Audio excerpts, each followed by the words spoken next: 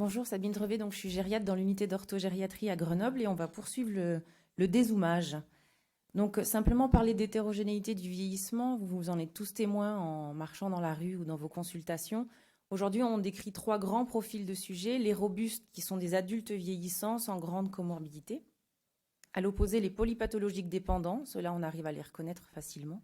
Et ce que vous remarquez, c'est qu'une fois que les patients sont polypathologiques dépendants, c'est un aller sans retour. Il n'y a plus de réversibilité possible. Et entre les deux, il y a la classe des fragiles. On y reviendra un peu plus tardivement. Ce sont des patients qui ont une baisse de leur réserve physiologique dans tous les domaines, dans tous les systèmes, et qui ont des difficultés à s'adapter à leur stress, à un stress. Et donc, ce sont des patients qui font des complications en cascade, qui déclenchent des syndromes gériatriques. Mais ce qu'il y a d'important à retenir chez eux, c'est que si on les identifie tôt et qu'on les prend en charge précocement, il y a une réversibilité qui est possible. Alors, on va débuter par les comorbidités. Donc, les comorbidités, la prévalence, elle augmente avec l'âge.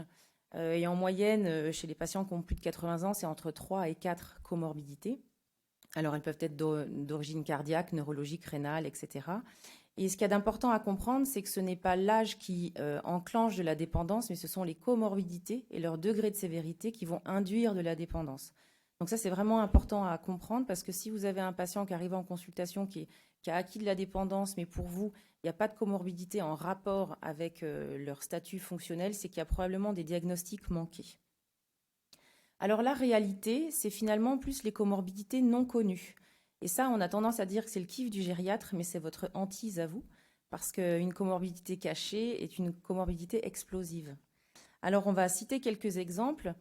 Des comorbidités non faites peuvent tout à fait remporter le pronostic sur des néoplasies, des AOMI très sévères ou même des SLA.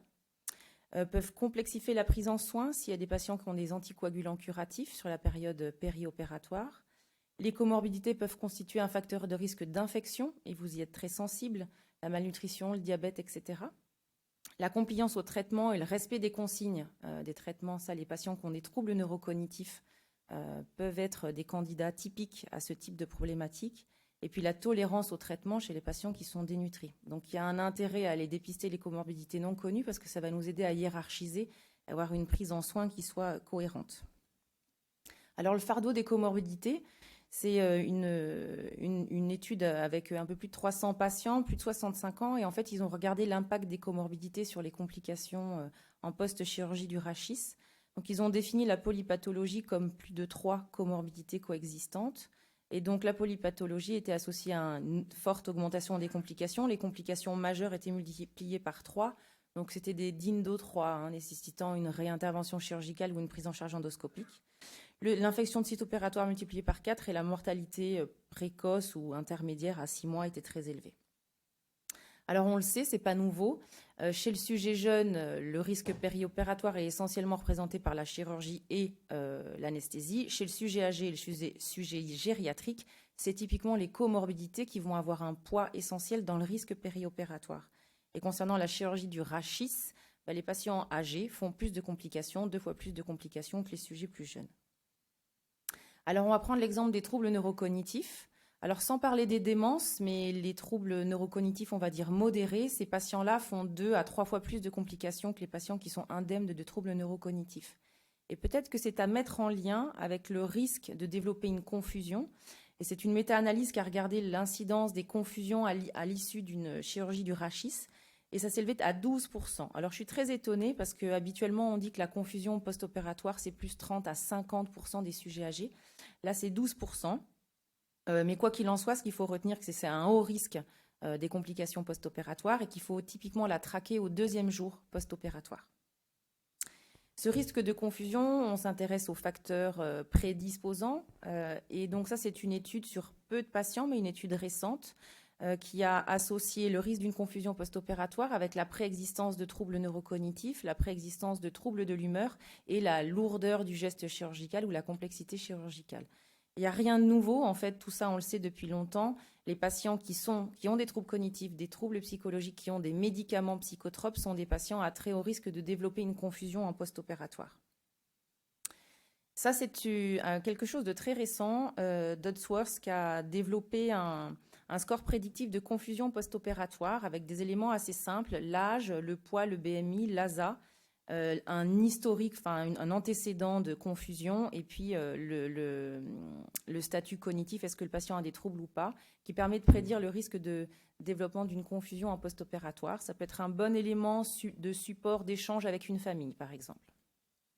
La malnutrition protéino-énergétique, c'est vraiment à considérer comme une comorbidité. Donc sa prévalence augmente, plus on est à l'hôpital, en fait, plus la prévalence est élevée. Et il y a eu des changements récents dans la définition de cette dénutrition. Il n'y a plus aucun critère biologique dans la définition, mais des critères phénotypiques et étiologiques. Donc les patients que vous prenez en charge ont tous un critère étiologique parce qu'il y a une pathologie chronique rachidienne ou aiguë rachidienne. Et il suffit après d'aller dénicher le critère phénotypique. Donc là, dans les questions, c'est la perte de poids, l'IMC ou la sarcopénie. Et la sarcopénie, on le mesure effectivement avec des mesures cliniques très faciles. Alors la malnutrition, clairement, c'est un facteur de risque d'infection de site opératoire, c'est x2. Et dans cette méta-analyse, la plupart des études utilisaient comme critère diagnostic de malnutrition une albumine inférieure à 35 grammes par litre. Aujourd'hui, l'albumine, c'est plus un critère de définition de sévérité de la malnutrition qu'un critère de définition. Donc, dans la malnutrition, il n'y a rien qui est définitif, hein, c'est un processus dynamique. Il faut d'abord faire les diagnostics, c'est soit il rentre plus assez, soit il sort trop. Donc, il faut faire des diagnostics, proposer des prises en charge parce que les choses sont modifiables et on peut influencer un pronostic en nourrissant un patient. Alors maintenant, la fragilité. Donc, je vous dis ce que ce n'est pas. La fragilité, ce n'est pas un patient dépendant polypathologique. L'abus de langage du quotidien. La fragilité, c'est quelqu'un qui a des diminutions de ses réserves, qui ne peut pas s'adapter à un stress et qui se complique. Comment on fait pour faire ce diagnostic de fragilité? C'est un diagnostic objectif avec des mesures selon les critères de Fried. Donc, on va évaluer la perte de poids, la vitesse de marche, la sédentarité, la faiblesse musculaire et la fatigue. On dit qu'un sujet âgé, enfin un sujet est fragile s'il a au moins 3 critères sur les 5. La difficulté sur la pathologie du rachis, c'est qu'il y a une interaction en fait entre les marqueurs de la fragilité et les marqueurs des conséquences de la pathologie qui est en question. Donc il peut y avoir des difficultés pour démêler un peu les signes cliniques. Cette fragilité, elle est extrêmement fréquente. Si vous opérez des patients de 70 ans, c'est 1 sur 10 qui est fragile. Si vous opérez des patients de plus de 80 ans, c'est 1/4 qui est fragile. Et en fait, la fragilité, c'est le double visage. Ce sont des patients qui ont un visage de robuste. Vous diriez qu'ils sont vraiment nickel. Et en fait, la difficulté, c'est qu'ils ont des comorbidités pas connues et qui font des décompensations et ils vous en font voir de toutes les complications et vous ne vous y attendiez pas. La famille non plus, le patient non plus. Donc le fragile, c'est un peu le traître dans les lits d'hospitalisation. Le fragile, c'est marqueur d'un niveau de risque de complications, chute, hospitalisation, mortalité, institutionnalisation. Et ce que vous voyez sur l'iconographie, c'est 2 courbes. La courbe bleue, c'est les robustes. Il y a un événement aigu, ils restent quand même toujours dans l'indépendance et ils arrivent à récupérer leur niveau fonctionnel antérieur. Les patients fragiles, ils sont a priori pas mal, mais en fait, ils basculent dans la dépendance très facilement. Et ces patients-là, il faut arriver à les identifier et les prendre en charge précocement. Donc désormais, la sémiologie atypique. Alors la difficulté en consultation, c'est d'arriver à identifier quelle est la plainte initiale, de refaire une anamnèse et de savoir ce qui gêne vraiment le patient. En fait, il y a souvent une intrication entre la douleur, les troubles de la marche, les chutes, les troubles de l'humeur. Et la difficulté chez le sujet âgé, c'est la banalisation de tout ça. C'est normal qu'un vieux ait mal, c'est normal qu'un vieux chute, c'est normal qu'un vieux ait des difficultés à marcher, c'est normal qu'un vieux ait pas le moral puisqu'il est vieux. Et donc, à force de raisonner comme ça, eh bien, on en arrive à des stades de sévérité de maladie qui sont bien au-delà de ce qu'on aurait pu avoir si on avait su dépister auparavant. Donc, il y a cette banalisation, donc les diagnostics tardifs. Et puis après, je rebondis sur ce que disaient les collègues auparavant. Il ne faut pas négliger les diagnostics non faits. Et typiquement, une réduction de périmètre de marche, on pourrait croire que ce serait en lien avec un canal lombaire rétréci, mais ça pourrait être tout à fait aussi sur une dyspnée liée à un rétrécissement aortique. Et ça, si on ne l'identifie pas, eh bien, il y a une difficulté parce qu'il y a une priorisation à faire entre les 2 types de chirurgie. Et les anesthésistes vont prioriser la prise en charge du rétrécissement aortique pour pouvoir ensuite faire la prise en charge orthopédique. Donc c'est la qualité de l'anamnèse, la collaboration, la réactivité des médecins pour arriver à faire des diagnostics et dénicher les diagnostics cachés. Maintenant, la sémiologie atypique de la douleur. Donc, l'orthopédie, c'est la chirurgie au second rang classée au second rang en termes de douleur post-opératoire. Et la douleur chez le sujet âgé, c'est une sémiologie complètement atypique. Quand on dit atypique, c'est que c'est encore une fois à risque de complications, à risque de décompensation. Donc, il y a un point très important, c'est d'arriver à identifier les patients qui sont douloureux chroniques, qui consomment des médicaments de manière habituelle et qui sont anxieux. Ces profils de patients-là, ils vont avoir un profil douloureux post-opératoire particulier. Il faut arriver à les identifier très tôt pour être en support, en étayage assez cossu. La deuxième chose, c'est que la douleur, elle n'est pas à négliger parce qu'une douleur intense non gérée est responsable de complications médicales graves. Là, vous voyez sur le schéma, en fonction de l'intensité de la douleur et de la durée de l'intensité de la douleur, l'augmentation du risque d'infarctus du myocarde. Sachant qu'on est chez des sujets âgés qui ont un myocarde vieillissant, qui fonctionne très bien au repos, mais en phase de stress a des difficultés à s'adapter. Donc on a vraiment intérêt à gérer la douleur de ces sujets. Comment on fait? Il faut être au fait qu'ils peuvent manifester leur douleur comme un sujet jeune, mais ils peuvent aussi la manifester de manière complètement atypique, sous la forme d'agressivité, de troubles du comportement, d'agitation, d'inversion du cycle nictéméral. Et dans ces cas-là, il est hyper important de savoir faire l'hypothèse diagnostique précoce d'une douleur et d'aller faire un test antalgique. Généralement, ça marche très bien. La deuxième chose, c'est comment évaluer la douleur chez le sujet âgé. Donc, comme chez un sujet jeune, on utilise l'auto-évaluation, mais on va compléter chez les sujets qui sont aussi communicants par une hétéro-évaluation de type ALGO+. C'est une échelle à 5 items qui permet, sur l'expression du visage, le comportement, les cris ou pas de cris, les positions d'évitement, d'estimer s'il y a une douleur.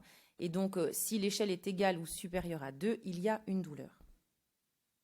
Désormais, la particularité de la communication. Donc, avec la famille, clairement, il faut informer, mais parfois, il faut savoir dire que la chirurgie ne va pas régler tous les problèmes, parce que le patient a une liste de problèmes. Et pour les familles, parfois, il est plus facile d'imaginer que voilà, la chirurgie c'est quelque chose de très banal, que même les jeunes ont, et ça va répondre à l'ensemble des problèmes, et ils ne veulent pas voir les autres problèmes en parallèle. Et l'importance des prises en soins combinées, je vais vous l'illustrer. Un chirurgien qui s'interroge sur l'indication d'un recalibrage canalaire, qui en discute avec un gériatre, et le gériatre, il aime bien faire des diagnostics. Et en fait, on se retrouve avec un patient qui avait une perte d'indépendance non seulement sur un canal lombaire rétréci, mais aussi en lien avec des troubles neurocognitifs, légers à modérés. Probablement aussi avec un sous-dural, parce qu'il faisait des chutes à répétition sous anti-agrégants, il n'a jamais eu de scanner cérébral. Il avait une ordonnance à rallonge avec tout un tas de médicaments qui induisait une hypotension orthostatique qui était responsable de chutes à répétition, autant que le canal lombaire rétréci finalement. Ce patient s'est déconditionné, il a acquis la sarcopénie et pour couronner le tout, œdème asymétrique des membres inférieurs avec une adénopathie inguinale qui laisse suspecter des choses. Donc, on se retrouve avec une indication chirurgicale, mais avec clairement un bénéfice attendu à une chirurgie. Mais avant, il faut une levée de doute préopératoire médicale globale et puis prendre en charge ce patient de manière pluridisciplinaire et globale.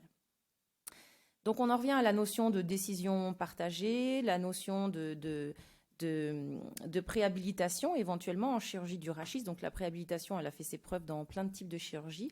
Sur la chirurgie du rachis, il n'y a pas de protocole clairement identifié. Les études sont assez hétérogènes, mais on sait que c'est faisable. On sait que ça pourrait quand même améliorer la satisfaction des patients et la douleur en post-opératoire. Et clairement, ce qui ressort des revues narratives, c'est l'importance de la prise en charge pluridisciplinaire et des décisions partagées, et notamment des décisions partagées d'une non-indication chirurgicale ou d'une abstention chirurgicale, pour que ça ne repose pas sur qu'une seule paire d'épaules.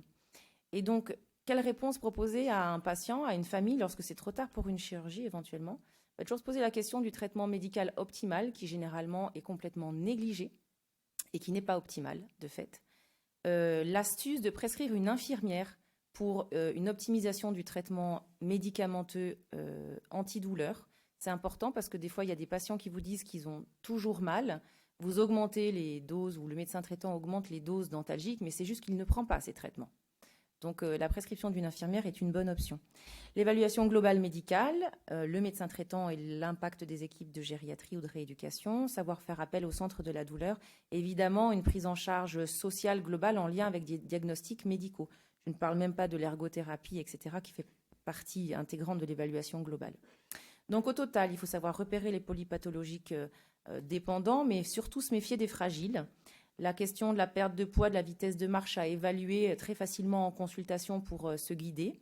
Savoir adresser des patients pour une évaluation commune, avoir un discours informatif auprès des familles et les informer qu'il y a des difficultés souvent multiples. Et puis pouvoir avoir le confort d'assumer à plusieurs les décisions de non-intervention. Je vous remercie de votre attention.